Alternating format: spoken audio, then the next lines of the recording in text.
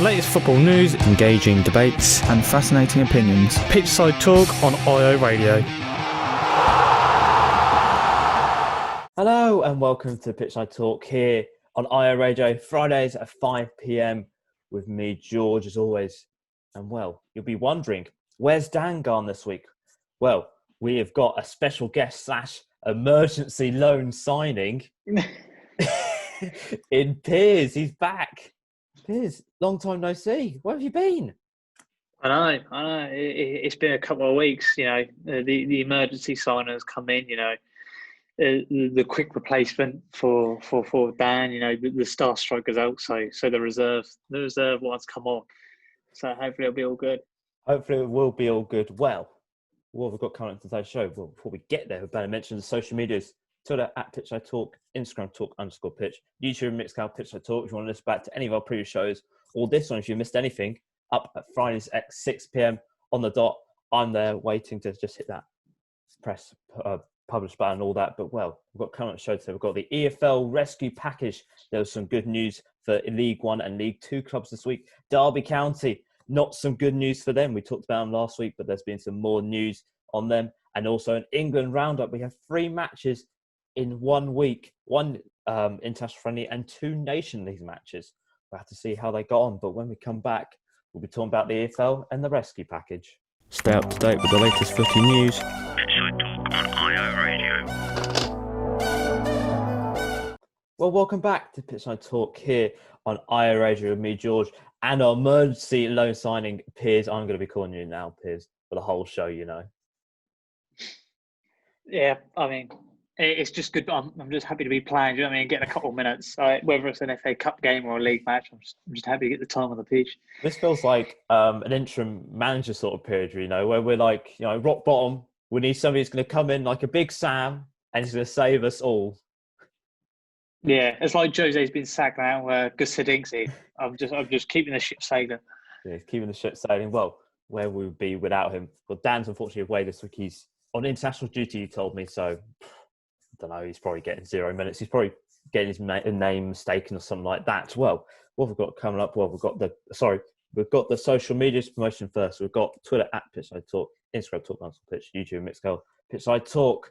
And we're moving on to the next bit. EFL clubs. There was some great news for them. The League One and League Two clubs have agreed, in principle, a rescue package of £50 million as a short-term payment from the Premier League. As there was a meeting last week between the Premier League chairman, the EFL chairman, and MPs that heard that 10 EFL clubs are struggling to pay their wage bills to the players and could possibly go out of business next month.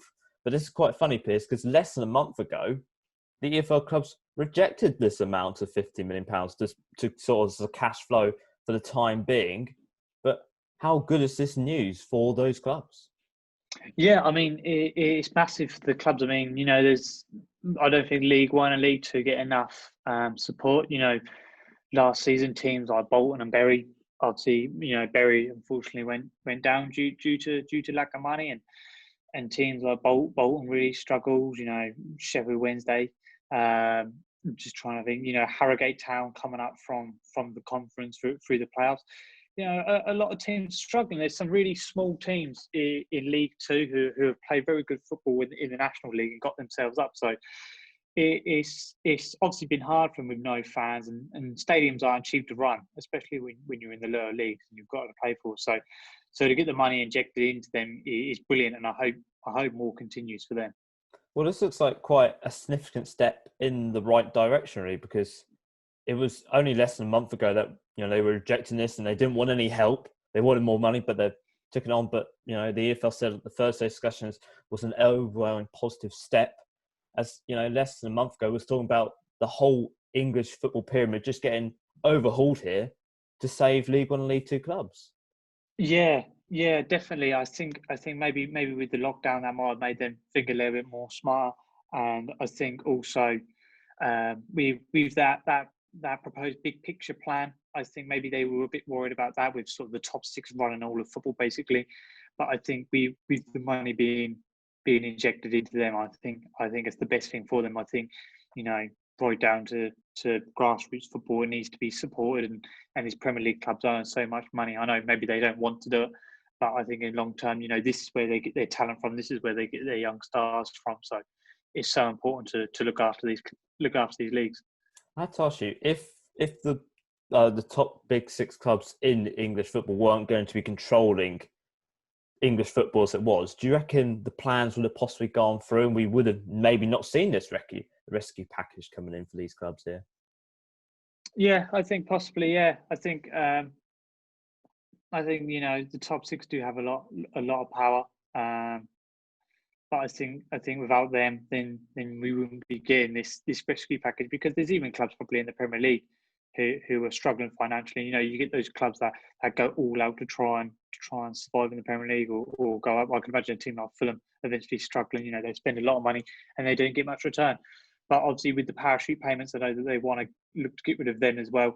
They could take some of that parachute payment money for teams that go up, especially yo-yo teams like Norwich, who are always just constantly getting this money. If it was divided, throughout the clubs within the leagues, I think it would be much more better. Well, that's one hurdle cleared with the League One and League Two clubs, but the next hurdle is up ahead with the Championship clubs. They're now looking for some money. There is some discussions that, but it's just going to be tricky because it's very rumoured that different clubs are going to receive different amounts of money. As you know, in Championship, we have quite big clubs. You have Watford, they're just formerly a Premier League side. They've got to now fund the cost of staff, not make redundancies, and also match day revenue. Is this going to be quite long and ongoing? Or will we see quite a lot of going backs and forwards here, going, we need more money? Yeah, I think it's going to be really hard. I'm not sure if it's fair to do it evenly. Obviously, you've got big teams like Cardiff. I know Derby aren't doing brilliantly, but they're a club with a good amount of money.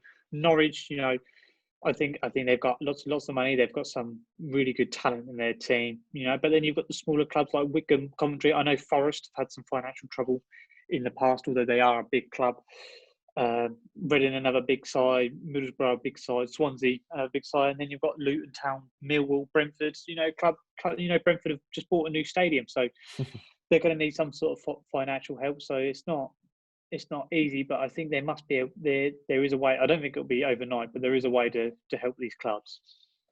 Well, finally, with these talks of the rescue payments for all the EFL clubs and some of them going through, this has put an end to the big picture project, ever been put back onto that table. Does it possibly just postpone and maybe a similar project coming in, just delaying the inevitability of it happening?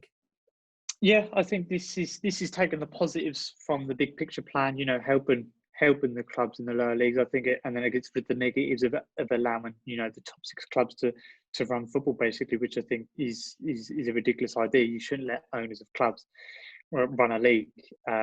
But I think being able to help these clubs, because some of these clubs are living off match day revenue and are living off ticket sales and people buying the shirts. And it's really hard. Maybe not so much in the Championship, as teams are probably more financially stable. But I think it's so important, especially if you want good football throughout all the leagues and help also develop youth. Yes, and also another big positive thing that's come in from these rescue packages is that they're going to be extending it for the League One, League Two clubs. That's being confirmed into the start of next season, which is quite good to hear. Do you feel that this will possibly give clubs more of a chance to get up the leagues and survive in these leagues? As we're seeing teams that just sit in the Championship. Like Leeds, they've been sitting in the Championship a long, long time and they've finally got to the Premier League. But will we see possibly a bit more of a competitive leagues now with this in? They're very competitive at the moment, but with every team actually having a part to play now. Yeah, I think it will. I think if it's evenly spread out, I know it's a bit of a weird comparison, but it might be more similar to sort of the NBA where it's sort of an even share and it's an even playing ground. And I think with a lot of teams, you see when they're stuck in a league, a team like Ipswich or Southend, when they get stuck for so long and the money isn't there, they go down eventually. And I think it's the problem. I wouldn't say Ipswich. I don't know if they're financially struggling, but they just don't. They are tight with their money. But a club like Southend have had a lot of troubles, and it's not going well for them. I mean, they're the bottom of the league that they're in now, and it's getting even worse. I think the financial support needs to be there, but also the owners and whoever needs to stay well and easily invested. You don't want to go out there and buy a whole new training ground with that money. It's to keep the club running and just go. But I think it will make leagues more competitive, and I think it will draw more players if the money's there. Well, that is good to hear. So yeah, that's good news. Football is, well, I think we can say saved for the time being. Clubs are not going to go out of business, which is good to hear. But when we come back, we're going to be talking about a club that's currently struggling at the moment in the Championship. 1 win in 11 games. It's Derby County. Not looking too great for them at the moment. Pitchside Talk on IO Radio. So welcome back to Pitchside Talk here on IO Radio. Fridays at 5 p.m. with me, George, and our emergency loaning signing / special guest, Piers. He's got the shirt. He's all good. He's all ready for this. And well, what have we got coming up? Well, we've got our social medias first. Twitter at Pitchside Talk, Instagram Talk_pitch, YouTube Mixcloud, Pitchside Talk. If you want us back to any of our previous shows or even this one, if you missed anything, us talking about EFL clubs, will be up Fridays at 6 p.m. Well, so last week, me and Dan, we discussed a little bit about Derby County in our Championship chat and about how they were sitting at the foot of the table. How's Philip Cocu still in his job? Well, after 1 win in 11 games under Philip Cocu over the weekend, Derby have parted ways with their manager after 16 months in charge of the Rams, 21 victories in 65 games. Piers, it's all gone wrong because there's so much promise when he came in, after what happened with Frank Lampard. He got them to the playoff final. They nearly got promoted to the Premier League and it didn't go up. But when he joined, he'd been at PSV, 3 league championships. It's just all come crashed and burnt for him, really.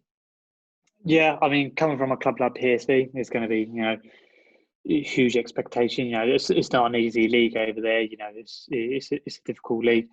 And to come to a club like Derby, which in my opinion is a huge club, huge history, champions of England, done well in Europe. I've no European success, but I have got very close before. A huge club. When Ipswich were pushing for playoffs, they were always sort of that league rival. I always thought Derby. So and always a brilliant team, and one of those teams that you never want to play. And to see him come in and really struggle. I mean, 1 win out of 11 is tough. It reminds me a little bit of when they were last in the Premier League, when they had, I think it was 11 points that they got in the end, which was terrible. But yeah, for Derby County, it's a real shock, and I'm sure the fans aren't happy at all. Yes, well, the fans have said they're not happy about the results. Philip Cocu's gone. I know of Harry, who's a fellow Derby fan. He's happy he's gone as well. But do you feel that the philosophy was wrong since sort of day one? Cocu and Mel Morris, who is the owner, well, the former owner, we can now say, at Derby County, sold this vision to fans that they're going to develop this exciting squad using the academy, which they've got a very good academy. We've seen very good players come through there in the past, bonding them with the first team members, full of experience. But looking back at it, it looks like it's backfired on them because they're sole star players in Chris Martin, Jack Marriott, Max Lowe's and Bogle, and not replace them, but put them in with the youth and put the youth in there. And that's just not worked for them at the moment. Yeah, I think they've tried to bank on that they could use their youth to elevate them. Obviously, selling key players, for a club like that, and they have lost a lot of players over the last few years. A player like Jack Marriott, you just said, a class player that you'd want to hold on to as much as possible. And I think Derby took a risk. I think they definitely took a risk. I think that they thought they could make a profit, and they had the talent there. And obviously, it's backfired. A lot of the time, it's clubs spending huge amount of money and trying to get up there. A club I can think of, Fulham or QPR in the past. Trying to bring in big names, but I think Derby just try to rely on it in other ways. And I think they took maybe the name of the manager and thought, we've got this big name that's gonna get us there, and it backfired. I mean they took big enough risk with Frank Lampard the year before, but obviously they had star loan signings in Fikayo Tomori and Mason Mount. So, and with them gone and not really replacing the squad too much, it has caused problems, and I think it's a catalyst to what's happened.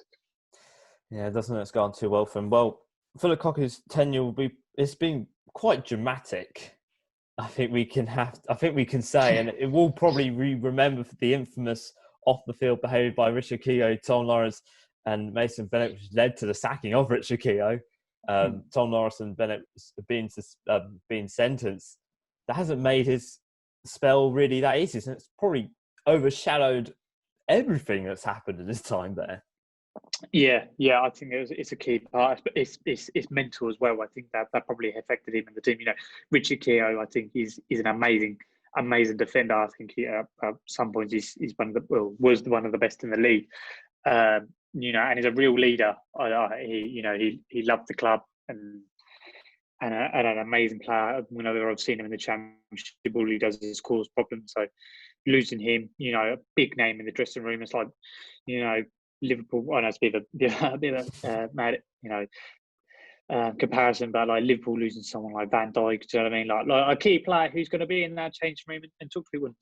Star man Tom Lawrence. We know the talent of Tom Lawrence. He's a brilliant player. And I'm sure people from Ipswich are listening to this. They know the talent that he's got on there, and he plays for his country. So doing that and playing and scored some great goals. So I think losing players like that must have been massive for him. Yeah, it does look like it's been massive. Well, after Philip Cocu's second, it has been announced that Wayne Rooney and 3 other the coaches will oversee the first team squad until a permanent successor is appointed.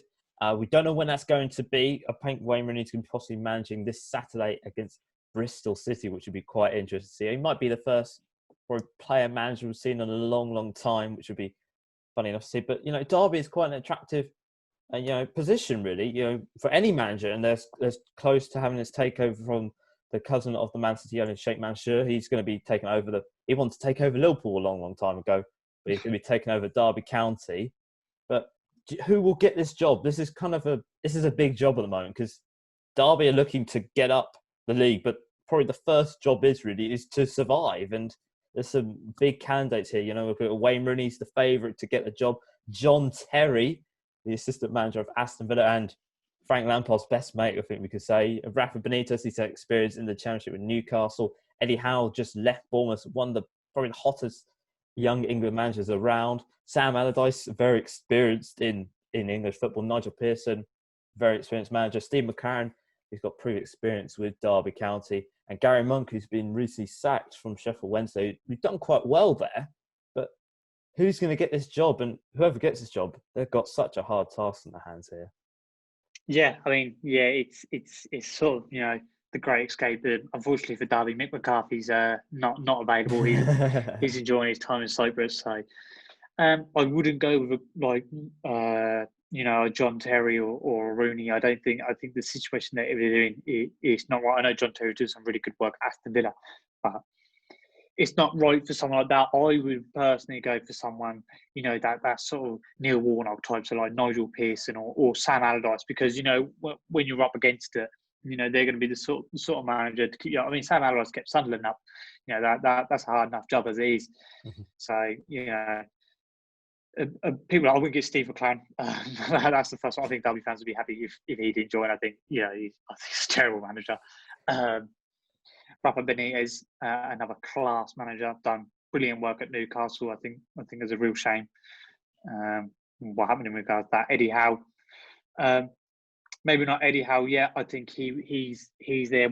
I don't think he's there for the rebuild. I think he would be there once they were safe. I think he could be one for the future.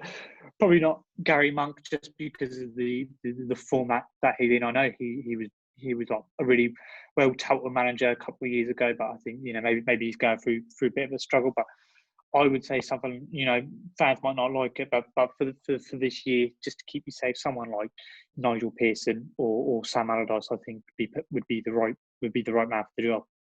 That's quite interesting. But I want to just quickly ask you, if Derby are playing Bristol City on this Saturday, well, actually tomorrow, 5th in the league at the moment, Bristol City doing quite well. If Wayne Rooney gets a result or a victory out of this, should he be considered for the job? Or is it too much for him? Would he be a player manager? That's the one problem. Would he be a player manager here? Yeah, I think... So I don't know what sort of training he's had in regards to, but I think it would be too much. I mean, I know Frank Lampard come in and he done well. But I just think it's a very hard job, and I think there's a lot of stress, especially when you're starting the season and 0 games played, 0 points. That's not as a clean slate. Whereas with Wayne Rooney, they've got 1 win and 11. Form's already bad. There's not time for him to implement his style. He hasn't got a pre-season, and he's probably he probably wasn't even thinking about it at first. Whereas Frank Lampard had years after retiring from New York to get in there. So I think even if he gets the result, like sort of when Ryan Giggs was the manager for Manchester United for a couple of games, I don't think it would be the right move. I think in future Rooney will be a manager, but I don't think it's the right time. So I think Derby need to get somebody experienced and someone who's going to get a 1-0 at home and a point away, and that's what they need. It's not going to be attractive football, but it's going to keep them up. Yes, not attractive football. So then Nigel Pearson or Sam Allardyce could be the next manager of Derby County, according to Piers here. And well, Piers, I want to say a massive thank you for joining us today. Unfortunately, I couldn't sign you up for the emergency signing. I couldn't get you for too long, really, perfectly honest, the emergency signing. I didn't have enough money, not enough funds. It's just the parent club needs me to have. yeah. Unfortunately, the parent club needs you back, unfortunately. But I want to say a massive thank you for joining me for half of the show today. Yeah, I mean, it's been a pleasure. I wish I could do every show, but things happen. So yes, things happen. It is what it is. But I'm still watching football, still supporting good old Chelsea. We're on our way to the title, so it's all good. Yeah, just don't tell me about Liverpool and all their injuries, please. Thank you. I just want to keep forgetting. It's the whole squad soon. Well, when we come back, we're going to be talking about England. England have been playing. They've been playing 3 games, 2 in the Nations League, 1 in the international friendly. I wonder what could go wrong, perfectly honest here. The best place in Ipswich to hear the latest football debates, Pitchside Talk on IO Radio. Hello and welcome back to Pitchside Talk here on IO Radio with me, George. And firstly, before we move on to anything else, I must apologise. In the last interview, I said that, thank you, Piers. Thanks for being on the show. And he gone. But I did a little bit of a discussion with his parent club / parent show. And I've got him for the end of the show. So, Piers, you're back. I can't keep away. I'm like Johnny Williams at Ipswich, and I just keep coming back. Yeah, just keep coming back. Well, before we move on to anything else, I've mentioned the social medias, Twitter at Pitchside Talk, Instagram Talk_pitch, YouTube Mixcloud Pitchside Talk. If you want to back to any of our previous shows or even this one, if you missed anything, Fridays at 6 p.m. And now, Piers, we're going to be moving on to England. Hooray! As we always like to say.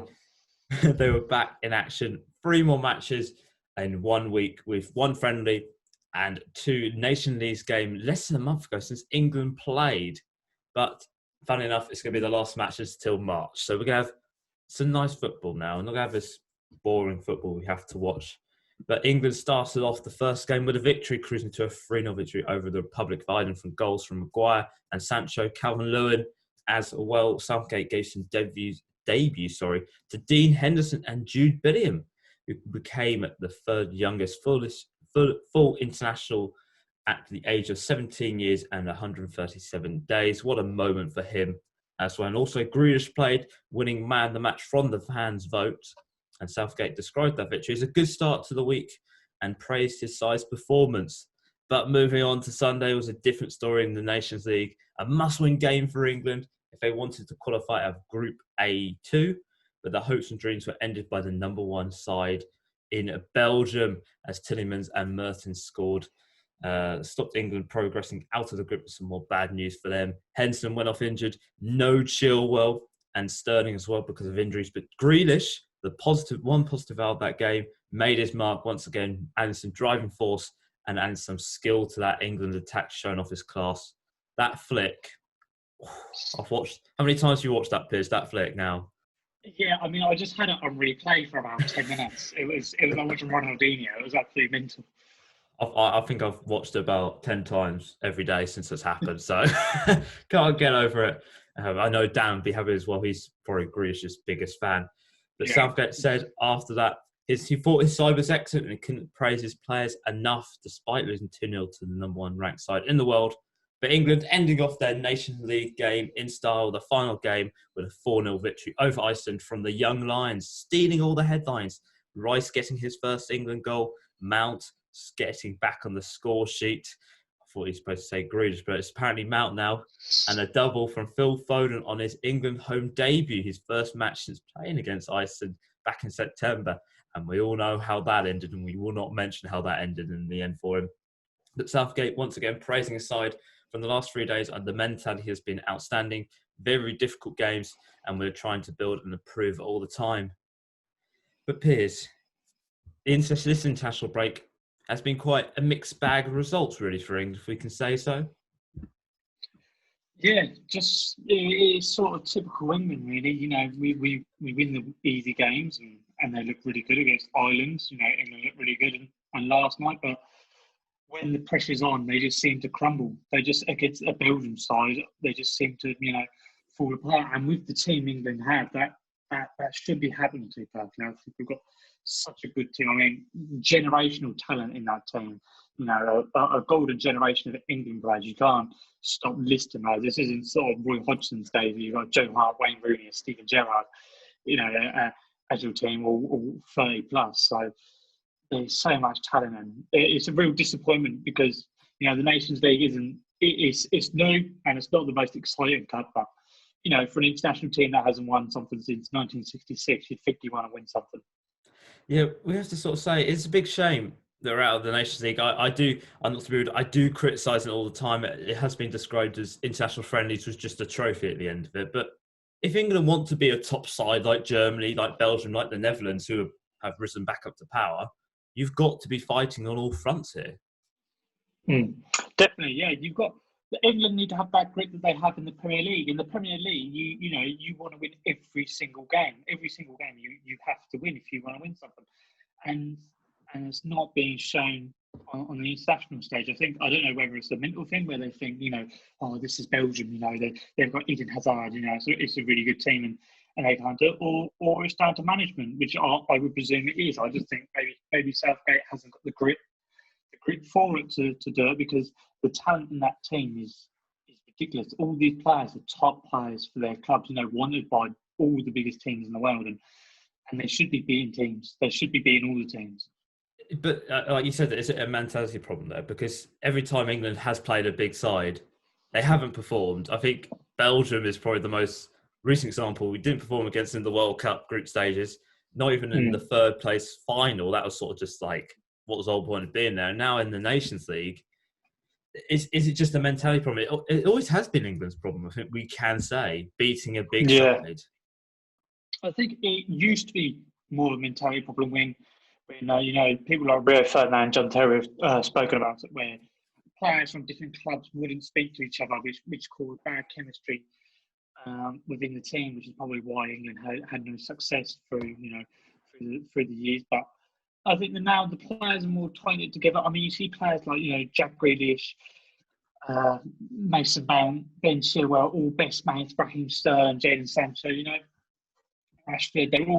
They're all mates now. They're all mates together.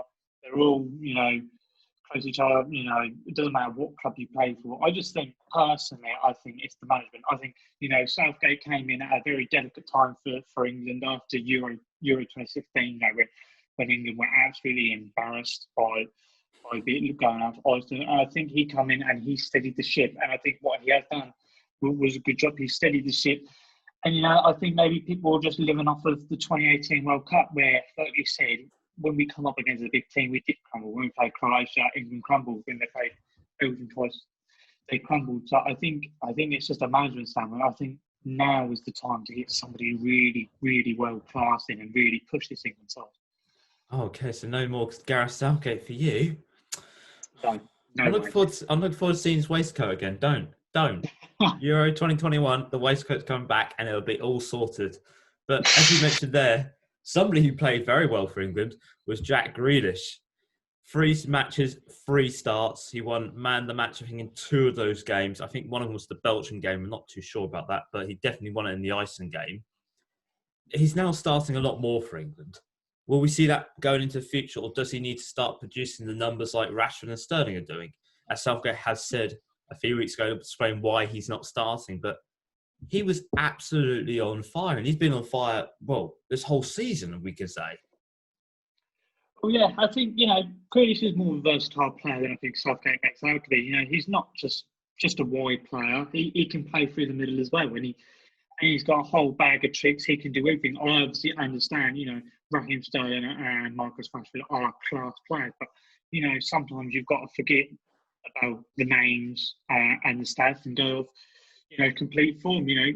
Sterling City isn't doing amazing, but Villa's team is flying, and Jack Grealish has been absolutely amazing the last 2 seasons. He's the reason why they stayed up last season, and he's performing really well. I don't know if Southgate is starting to get drawn into it's based off of what team you play for, but I think there's definitely a way to just fit him in. Obviously, I understand Raheem Sterling is a world class player, and I would probably pick him over Grealish, most times. But Grealish isn't a one-dimensional player. He can play all over the park, and I'm sure if he spoke with him, they could work that out. And he's just, you saw him against Belgium. He's not just a player who's trying to stay out with Villa. He's a world class, or maybe not world class yet, but he's a very, very good player who can change the game for people. Do you see him then do you see him in that midfield then? As you're saying, he's versatile, and we have seen him in the middle with Aston Villa, which he's now moved down to that left wing where he's staying a lot more now. But with England's sort of lack of negativity that has been criticised in that midfield trio for a long time under Southgate and under previous managers beforehand, could he be that person to go in there and add that a bit more positivity to that midfield? Because he could be that real star player that England have been looking out for a long time. But you could say the same thing for Phil Foden, who's coming up through the ranks. Yeah. See, this is a problem that Southgate has, but it's a good problem, and he should be utilising this. Phil Foden, I mean, he was amazing last night, and he's an amazing player. I mean, also Mason Mount, that number 10 role is a brilliant player as well. But I think you can fit Jack Grealish in there. Obviously, you're going to want someone like Jordan Henderson in there. Someone who's a natural born leader and who can steady the ship. And has that defensive mind. But I also think Jack Grealish is a natural born leader. And I think he would play very well through that centre of the park. But it's up to him. If Jack Grealish feels like he plays best out wide, they let him play out wide.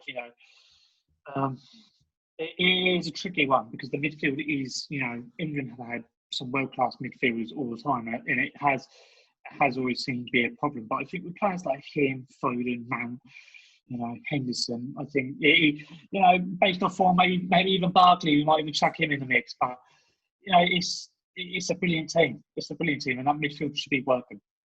It should be working well. The next international matches are not until March now, so Southgate's got a bit of time to think. We don't know who they're going to be against yet. They haven't confirmed that just yet. But with these matches, Southgate's now got a lot of food for thought, really, with some of the young players performing very well. Can we possibly see a different England side heading into this match? Because we had a lot of players injured. Rashford wasn't there, Sterling, Chilwell wasn't there as well, Henson wasn't there. There's some big names missing, but those youngsters really, they threw their hat into the ring, and as you said, they're causing a good problem for Southgate.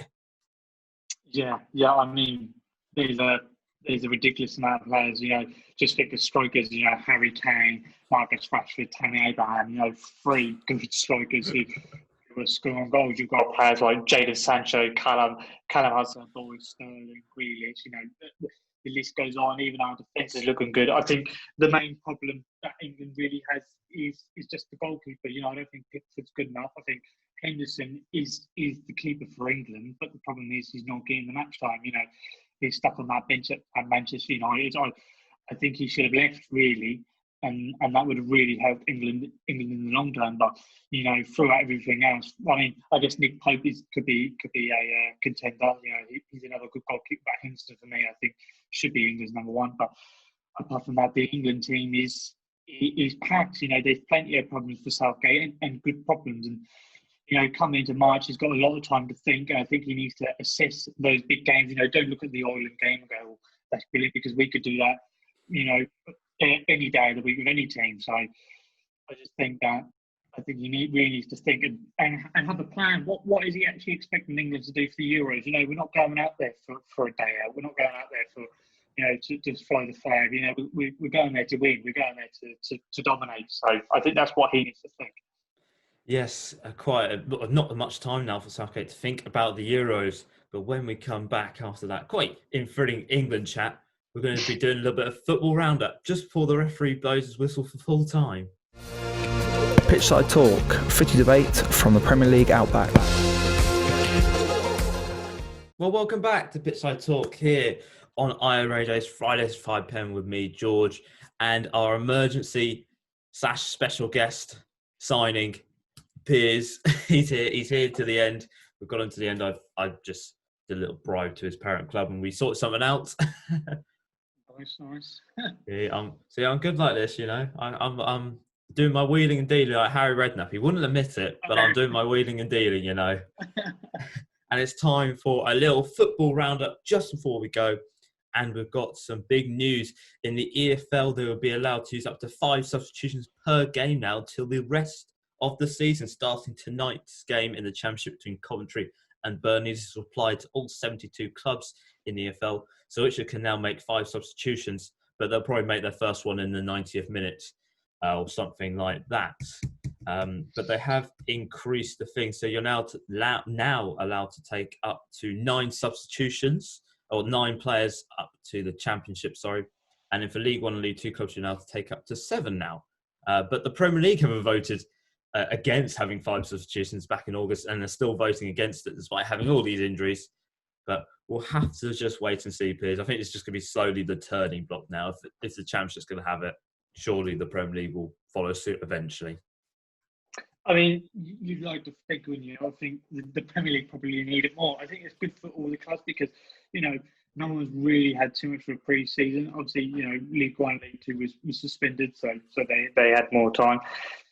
Yeah, I think the 5 substitutions is good because, you know, people are struggling, you know, injuries you can get so easy, especially, I mean, look at the Premier League, look at how many injuries there are in the Premier League. Like poor Liverpool, their team alone is absolutely ransacked. I mean, the Premier League, they've had no pre-season and now they're asked to play, you know, all the time, like 3-4 games a week. Sometimes, you know, if you've got League Cup, Champions League and Premier League, you're playing 3 times a week. It's ridiculous. So I think 5 substitutions is needed all around. But I think, you know, like you said, now it's in the Championship and League 1 and League 2. I think it'll only be a matter of time for the Premier League. As soon as they see the benefits in the other leagues, then I think that they want it. Maybe Premier League clubs should adopt the Paul Lambert approach, which is get knocked out of all the cup competitions and just focus on the league. And if it all backfires, it wasn't your fault. Yeah, exactly. Yeah, just so you concentrate on the league, and then when you don't do it, just blame money or something. Yeah, blame somebody on that. Well, Piers, I'm going to throw this to you. Have you got a little bit of football news for us, I hear? Yes. The GOAT, Lionel Messi, has complained or is saying that he's sick and he's tired of being all of Barcelona's problems in Europe and in general, which is obviously, you know, really interesting. You know, obviously at the end of the season, last season, when they were, you know, quite frankly embarrassed by Bayern Munich, he was looking to leave, weren't he? I think, and they talked him around. I believe his father and everybody was involved in that, and they managed to sway him around. And he's probably, you know, he's probably sick of it, you know. And I would imagine seeing Ronaldo, you know, left round video. He said he had enough and went, and he's doing well in Italy. I'm sure now he's probably thinking that it's time for him to go. And I personally think it is. Yes, that would be very interesting to see. I think there was a lot of problem with the release clause. Was it active or was it not when clubs were looking at him? But we'll have to wait and see. I personally think he should be leaving. I think Barcelona need to evolve. And especially because there's talks of Ronaldo leaving Juventus because that's not going too well for him. Yeah. Manchester United are on the cards for him. Imagine Lionel Messi at Man City, which is looking to possibly happen. Pep wants him. Yeah. Ronaldo at Manchester United. I'm just saying. Get that back to Liverpool, is that still on? That's always on. Every year, that's always on. What are you on about? That's always on, Piers. Get all the big names in the Premier League, that's what I was saying. Yeah, we'll just forget about Neymar. Neymar's non-existent now, unfortunately. But, well, we've hit the end of the show. I want to say a massive thank you once again to Piers. We've already said a massive thank you to him in the Derby County section. Thanks for being on, Piers, for our emergency loan signing. That's all right. Me on. It's always a pleasure.